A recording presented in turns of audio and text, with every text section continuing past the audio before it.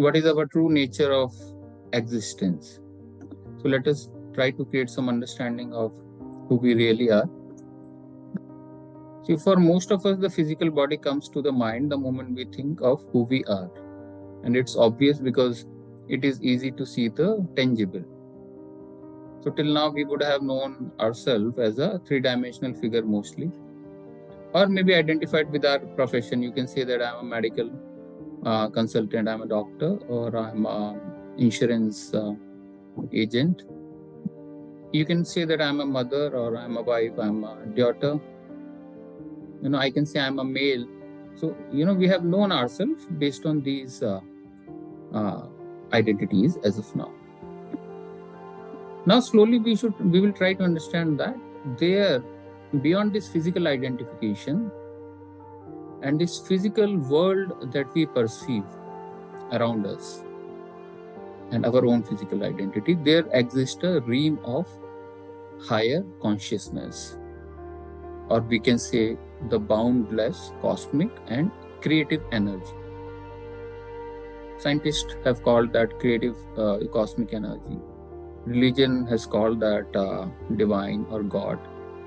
Many spiritual or law of attraction teachers refer to this energy as source energy or the universal energy. That means everything has came from a single source. Everyone, each one of us, not just the living, even the non-living beings, not just the living beings in the form of human body, but the other form of living beings, plants, animals, insects.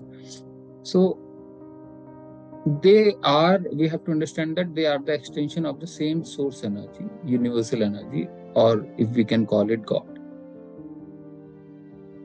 That is why we have the same creative power that the universe has to create the things by sending very strong intentions into the universe. What I'm trying to say is that simply by creating a very powerful thoughts and sustain it for a small period of time, they can come into the existence. That's what the law of attraction is all about.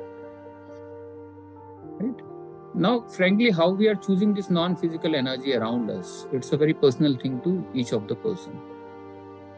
Some can, imagine it as a non-physical, formless, pure divine energy, divine light.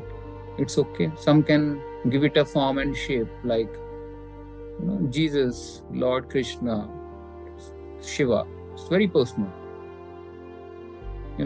So by connecting with this non-physical dimension through proper understanding and correct practice of the law of attraction techniques and meditation that we'll be learning, we can access this infinite creative power within us very easily. Till now, we have relied on the hard work, on our degrees. We have all kind of notions that I'm too old for this goal, or maybe I don't have that kind of skill. Slowly, we'll understand that the only skill that is required for well-being, for success, for good relationships is how quickly you can align with this non-physical power. Simply by quieting your mind, having faith.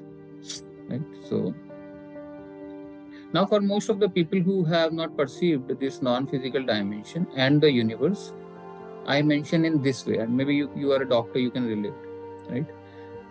So, hardly we have taken, I guess, most of the things very granted. How this earth is moving around the sun in the right proximity, right speed. It can get sucked into the sun, if there are forces, centrifugal, centripetal, you might be aware of.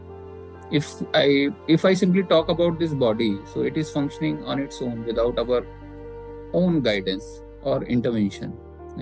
It has its own intelligence. We don't have to instruct it to breath, to make the heart beat, to make the liver work, or the nervous system. The most complex thing, I guess, better than me.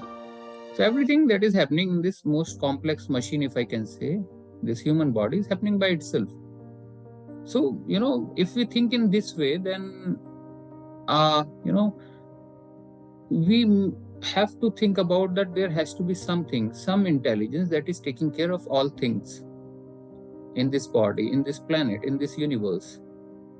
So that develops some faith, and this kind of faith helps us when we try to learn the law of attraction techniques and our own, when we try to tap into our own power.